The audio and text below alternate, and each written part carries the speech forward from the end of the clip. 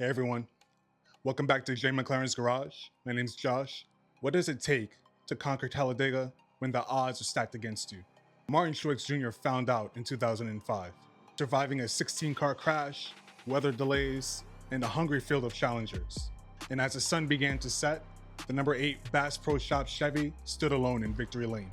It's proof that heart rises above chaos. This is the story of the 2005 Aaron's 312 at Talladega Superspeedway. April 30th, 2005, Talladega Superspeedway.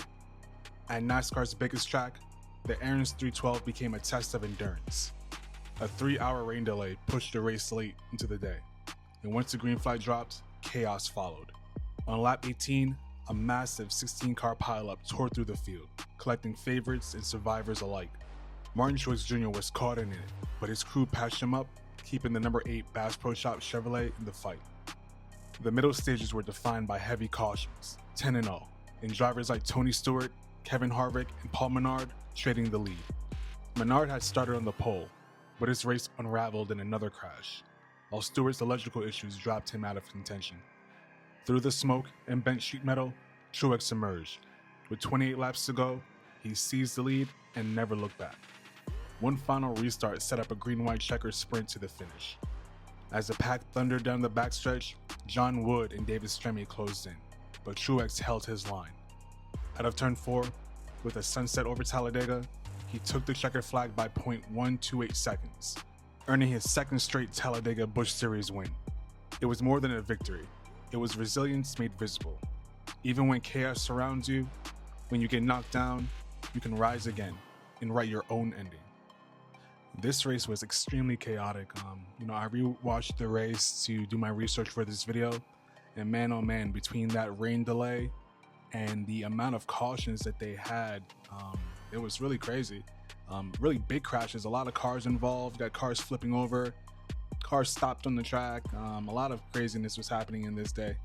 Even Darrell Walsh was kind of frustrated, and Mike Joy in the booth when they were, especially when the caution with Paul Menard came out, they were really, oh my God, what's going on here? And I have to be honest, this car is a little disappointing. Got some inaccuracies on this car, especially on the front end. Martin Truex was involved in that lap 18 caution, and as we can see, as we come around to the front, the left headlight should be completely covered in bare bond and tape, and in this car it's not. You see some bare bond towards the bottom of the headlight, but that headlight and the entirety of the left front should be covered in tape and bare bond. Unfortunately, it didn't make it onto this diecast. Let's take a closer look. We can see the decal is ripped up on the hood there, and again towards the bottom of the left front you see some bare bond, but that left headlight should not be there. Down the left hand side is otherwise pretty clean car. You see no real scrapes or damage on this left side. You see the wicker bill at the top of the car, and as we get towards the rear of the car we see that gigantic spoiler.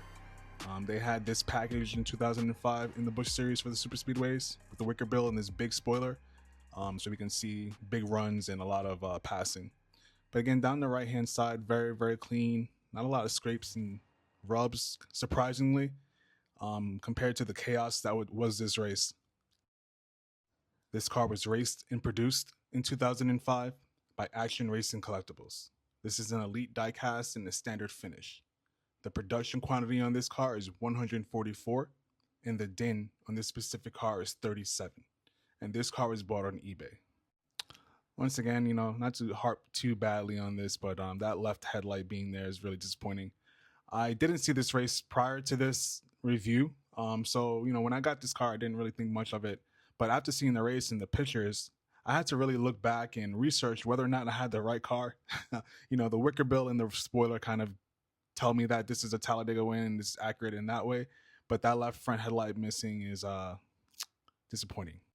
But I will give the men in Action Racing Collectibles their props. A lot of their cars they've done a good job otherwise in a lot of other areas. This car not entirely accurate, but there's a lot. They've done a lot of good work thus far, and I'm really appreciative of all that they've done in bringing this type of diecast to us. As always, I appreciate you guys' support. Thank you so much for contributing to my channel in all the ways you guys do. I appreciate you all, and have a beautiful day.